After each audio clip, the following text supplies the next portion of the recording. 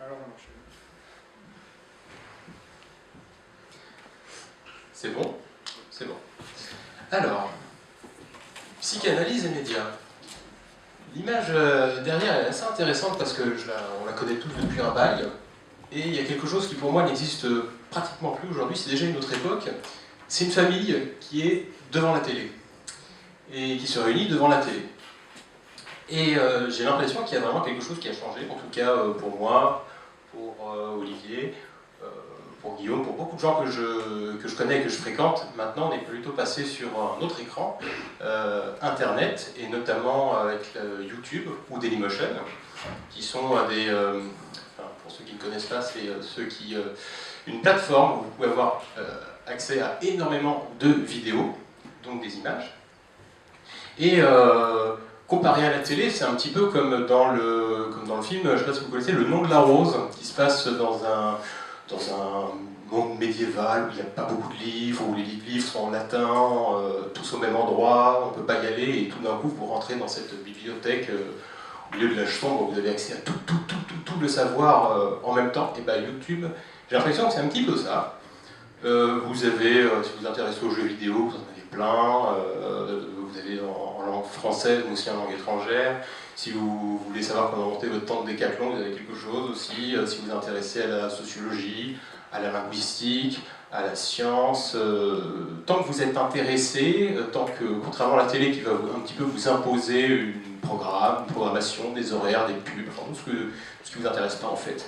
Là, vous pouvez vous tracer votre chemin et c'est un côté agréable vraiment que permet l'image aussi, une certaine forme d'humour qui règne beaucoup sur YouTube, mais ça, tu m'en parlais mieux que moi après. Et c'est vrai que tu parlais de jouissance, il y a vraiment une certaine jouissance à regarder ce genre de contenu. C'est vrai qu'on consomme beaucoup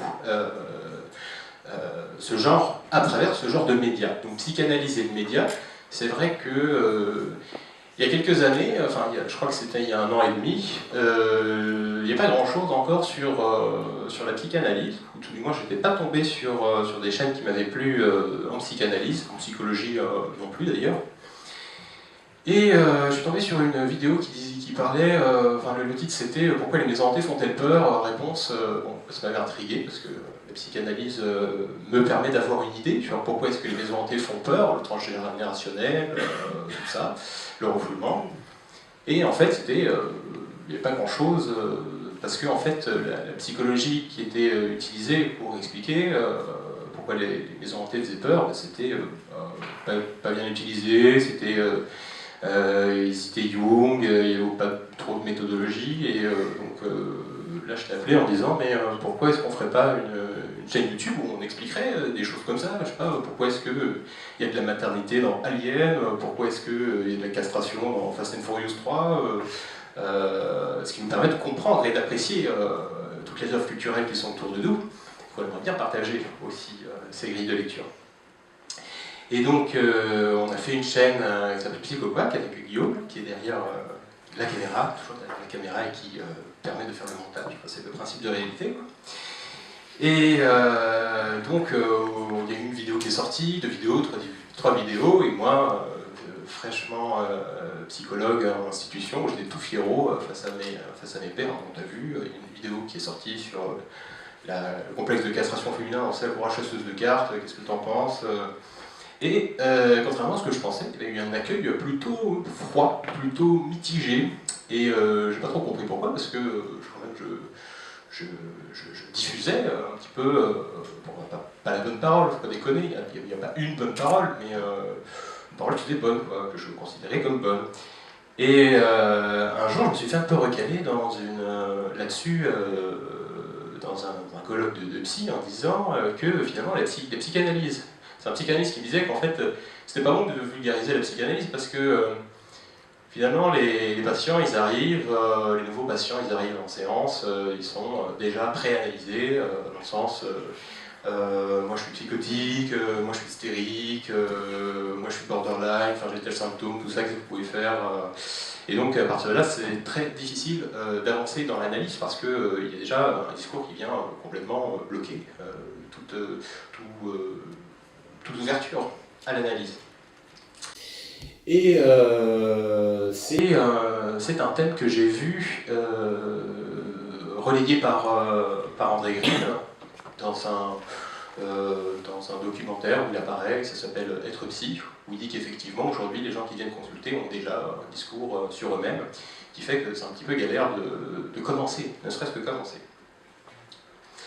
Et donc, c'est posé progressivement pour moi une question qui n'y avait pas du tout à la base, c'est-à-dire est-ce qu'on peut vulgariser la psychanalyse? Pour moi, il n'y avait pas de question à la base. Donc quand il y a eu ce colloque sur psychanalyse et médias, Olivier, qui est beaucoup plus consciencieux que moi, m'a plutôt convaincu de me poser la question. Et pour cela, je suis tombé sur ce bouquin qui est très très indigeste, qui s'appelle Transmission de la psychanalyse. C'est plein de conférences à la Revue française de psychanalyse. Et j'ai essayé de savoir un petit peu comment la psychanalyse a commencé par se vulgariser aux autres à partir de Freud, et quel chemin cette transmission a pris bien avant finalement les médias sur lesquels on se coach aujourd'hui, qui sont YouTube, Dailymotion, etc. Et en fait, là j'ai un petit peu mieux compris pourquoi mes pères étaient tellement critiques, ils me reprenaient un petit peu comme un gosse qui fait des grosses conneries et qu'il faut bien lui dire au bout d'un moment qu'il fait n'importe quoi. Et qu'il doit faire gaffe à son image, à sa réputation, tout ça. Et en fait, dans ce livre, j'ai cherché vulgarisation de la psychanalyse. J'ai trouvé transmission de la psychanalyse. Le mot vulgarisation, et donc le livre date de 1984, les conférences datent de 1984. Et transmission de la psychanalyse, ça signifie on va former des médecins, on va former des futurs analystes, on va former des gars à la clinique, ou des femmes à la clinique, et on va transmettre des techniques. Et la transmission de la psychanalyse passe par une psychanalyse, tout simplement. Et vulgarisation, ça arrive beaucoup plus rarement. Vulgarisation, c'est entendu comme une déformation, une simplification, une réduction simplificatrice. C'est un peu comme si, je sais pas, un style de haute couture qui était réservé à l'élite, tout d'un coup était produit, standardisé et bradé chez Tati. Là, vous entendrez par exemple Stéphane Bern dire ça a été vulgarisé. Mais dans le sens, c'est vulgaire, quoi. C'est pas, on a perdu en qualité. On a beaucoup perdu en qualité. Et c'est cette idée qui se retrouve toujours dans ces conférences. Et ceux qui l'ont fait ont l'air très d'accord là-dessus. Il se concentre et il est décrit par exemple dans ce livre comment en fait on choisit les futurs psychanalystes, comment on les recrute. C'est assez précis. Il faut qu'ils aient de l'expérience derrière eux. Si ils vont en fac en fac de psy juste après le bac, c'est pas terrible. Il faut quand même qu'ils aient fait qu'ils aient un petit peu le voyer à droite à gauche, qu'ils aient fait de la médecine, ou de l'histoire, ou de la philo, etc. Et c'est très précis, on fait quand même un profil qui en exclut pas mal. Et en même temps la question se posait quand même, c'est-à-dire de savoir si la psychanalyse peut être vulgarisée, si elle doit être vulgarisée, parce qu'il y a quand même des pistes dans ce sens, mais à condition de se poser certaines questions. Commencer par qu'est-ce que la psychanalyse a à transmettre? C'est quoi l'objet de la psychanalyse?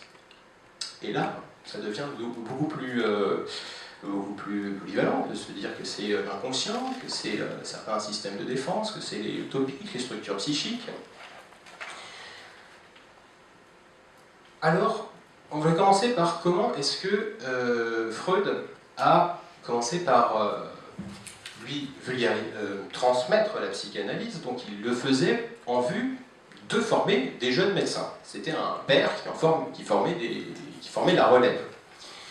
Et il a commencé, par exemple, entre 1906 et 1910, par créer une association qui s'appelait les Minutes de la Société Psychanalytique de Vienne, où finalement l'enseignement se faisait, il y avait un peu une position de maître à l'intérieur de ce groupe. Il recevait un petit peu toutes les découvertes, les comptes rendus cliniques des autres médecins, et il essayait d'organiser un petit peu cette formation, de se porter garant des compétences de ces futurs, je ne sais pas comment appeler ça, des disciples, ceux qui prendront la relève. Pour les deux. Ah, pour les deux. Alors, comment synthétiser ?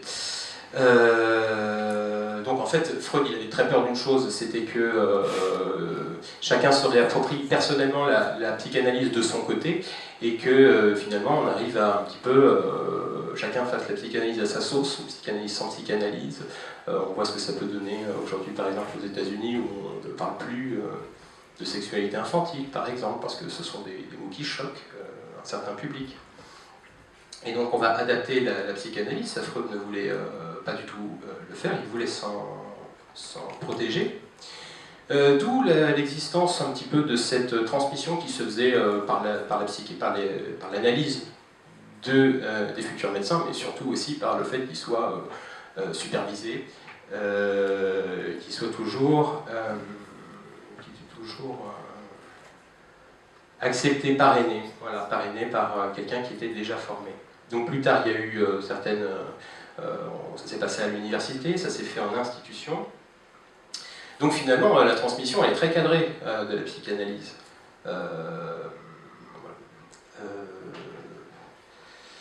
Et ça, vous le savez sans doute, hein, pour Freud, c'était pas nécessaire il fallait pas vulgariser la psychanalyse au tout venant, au badaud, aux dilettantes. Hein. Il disait quand même, en arrivant aux États-Unis pour faire ses conférences, on leur apporte la peste.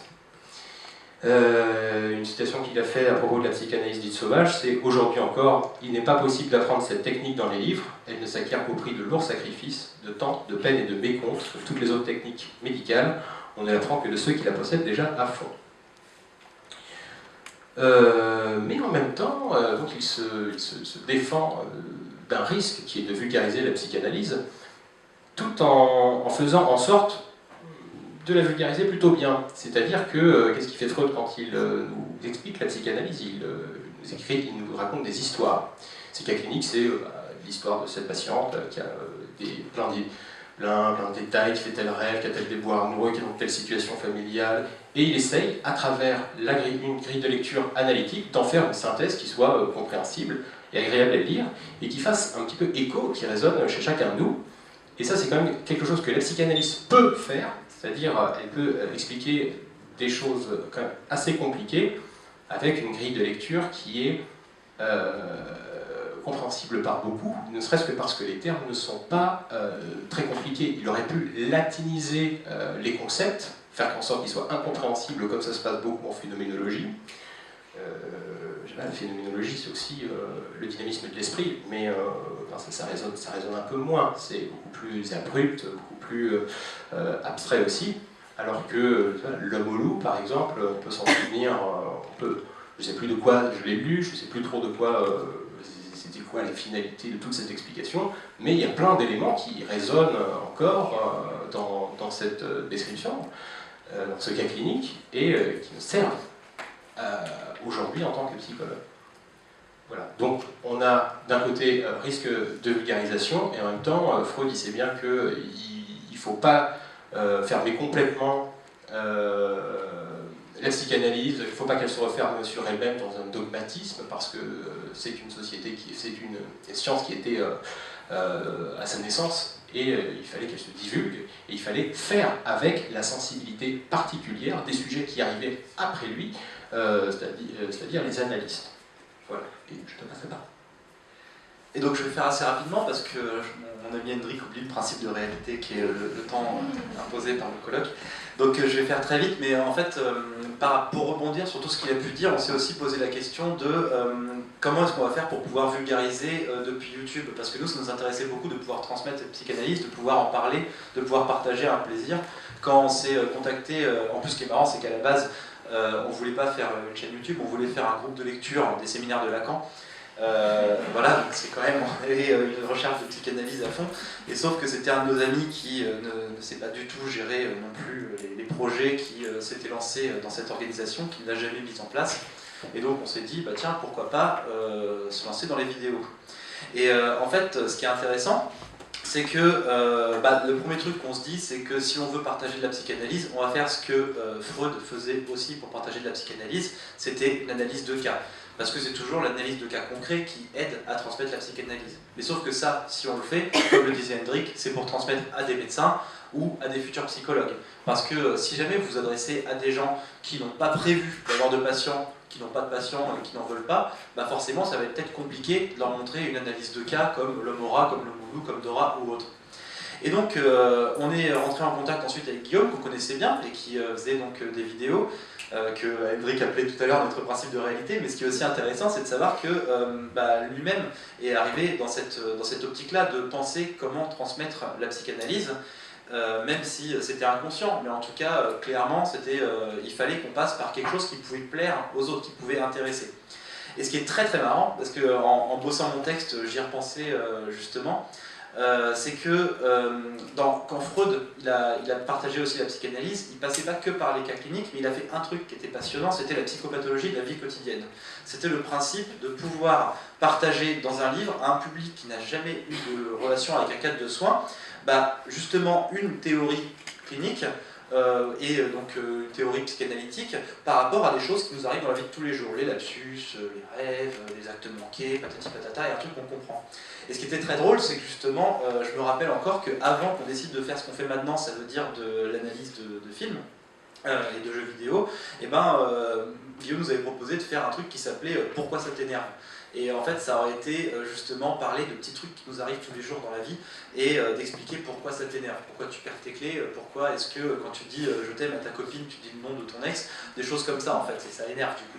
Et en fait, c'est assez marrant parce que pourquoi ça t'énerve, c'était juste faire psychopathologie de la vie quotidienne sur YouTube.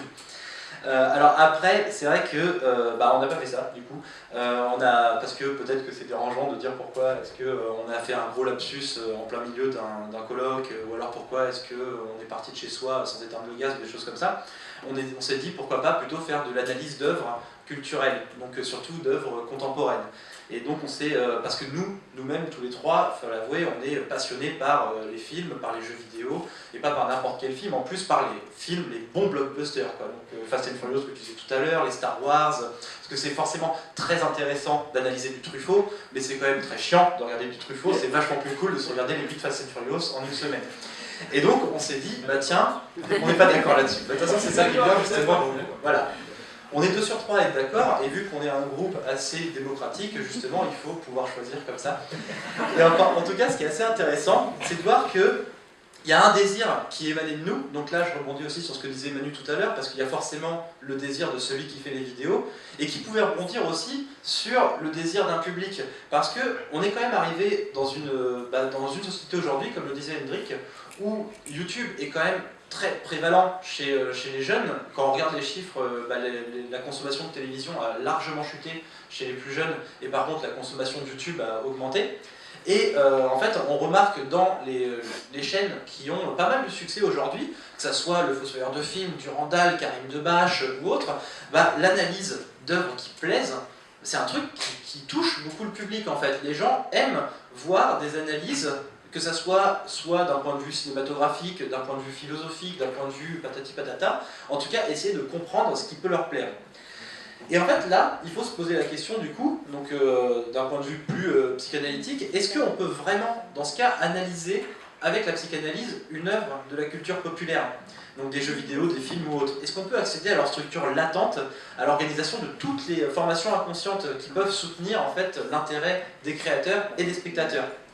Par exemple, quand on regarde un film, on ne va jamais être en contact direct avec les associations et tous les processus transférentiels qui ont pu être mis en place pendant la réalisation de l'œuvre. Et c'est encore plus compliqué avec les œuvres de la culture contemporaine, parce que contrairement à un livre, à une sculpture ou un tableau, là c'est une équipe entière qui travaille sur l'œuvre en fait. Donc vous n'avez pas que des associations du réalisateur pour un film, mais aussi des scénaristes, des acteurs qui peuvent improviser ou n'importe quoi. Donc c'est quand même assez compliqué de se dire, on va essayer de comprendre le sujet, ce qui se passe dans la tête du réel, parce que tous les autres aussi peuvent avoir une petite patte là-dedans. Mais par contre, ce qu'on remarque, que ce soit dans les jeux, dans les films ou autres, c'est qu'à chaque fois, dans le contenu manifeste, il y a des petits trucs qui peuvent révéler du contenu latent. ça peut être dans des dialogues, dans des scènes, dans des répétitions, voire même des fois des lapsus. Tout ça, ça peut être révélateur d'une fantasmatique et des relations d'objets organisateurs du film, voire même des mécanismes de défense de ceux qui l'ont écrit. Et ça m'a fait rebondir, encore une fois, je vais citer Andrew Green, décidément on l'aime bien lui, dans une phrase qu'il a dit une fois en 1974, « L'œuvre se présente dans un mutisme obstiné, elle est renfermée sur elle-même, désarmée devant le traitement que l'analyste pourrait être tenté de lui faire subir. » Et ça c'est vachement intéressant aussi, parce que si on se met à analyser un film, il y a un truc qu'il va falloir qu'on fasse absolument en tant qu'analyste, mais j'aime pas trop le terme parce que là on n'est pas dans le cadre de l'analyse, mais en tout cas il va falloir absolument qu'on se soumette à des règles précises pour confronter la cohérence entre le système interprétatif qu'on va mettre en place et la structure même de l'œuvre qui va être analysée. Et c'est d'ailleurs ça qui va pouvoir différencier de l'analyse sauvage dont parlait Hendrik tout à l'heure. Parce que c'est vrai que les patients vont pouvoir venir des fois chez le thérapeute avec une espèce d'analyse sauvage, je suis bipolaire, je suis hystérique ou autre, parce qu'ils sont allés sur Doctissimo et la psychanalyse sur Doctissimo. Mais sauf que quand des gens qui justement ont une écoute psychanalytique, une pensée psychanalytique ou autre se mettent à analyser des œuvres, ce qu'ils vont faire, c'est qu'ils ne vont pas être dans une psychanalyse sauvage parce qu'à la base, ils vont comprendre les notions psychanalytiques qu'ils vont présenter et ils ne vont pas être là pour donner une interprétation unique et porteuse de vérité, mais ils vont donner un point de vue qui peut sembler intéressant, susciter un questionnement et aussi accepter le débat avec ceux qui ne sont pas d'accord. Et c'est ça qui va différencier d'une psychanalyse sauvage du discours du maître, parce qu'en fait on est là pour dire juste nous on a trouvé que ça c'était une théorie intéressante, pourquoi pas, et voilà ce que ça pourrait donner comme contenu. Et le point le plus important ici, ça va être de vraiment comprendre que pour nous, l'œuvre, c'est jamais le témoin de la subjectivité du créateur, bien sûr ça l'est, mais c'est aussi le témoin de la subjectivité de celui qui va se reconnaître dans l'œuvre, qui va l'accueillir, donc le destinataire. Bien évidemment, tous les spectateurs ne vont pas réagir de la même manière, donc on ne sera pas tous appelés de la même manière par des œuvres, c'est pour ça que moi je disais tout à l'heure que je trouvais Truffaut chiant alors que Hendrik non. Mais en tout cas, ce qui peut nous poser question, c'est que les œuvres qui vont toucher un large public, prenons Star Wars par exemple, si autant de sujets ont été touchés par cette œuvre, c'est qu'elle doit répondre à une demande, à un fantasme ou à quelque chose d'autre qui s'inscrit dans une généralisation. Et c'est là où on voit que l'œuvre rétablit une fonction dans l'intersubjectivité, dans ses rapports avec les formations psychiques homologues, que ce soit les fantasmes, les romans familiaux, les théories sexuelles, etc., dans ses valeurs d'identification et d'énoncé partagé. Et donc pour conclure, comme a pu le dire Hendrik à la fin de sa conclusion, la psychanalyse a quand même un intérêt assez grand à toucher le lecteur de manière subjective, ce que Freud cherchait déjà à faire dans son analyse d'œuvre.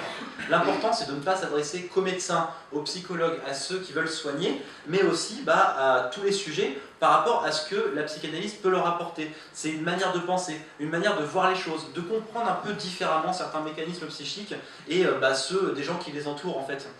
Et d'ailleurs, ça c'est intéressant parce qu'on voit que même aujourd'hui, les gens sont quand même dans une demande un petit peu de psychanalyse parce qu'il y a des œuvres de la culture contemporaine qui partagent énormément les théories psychanalytiques.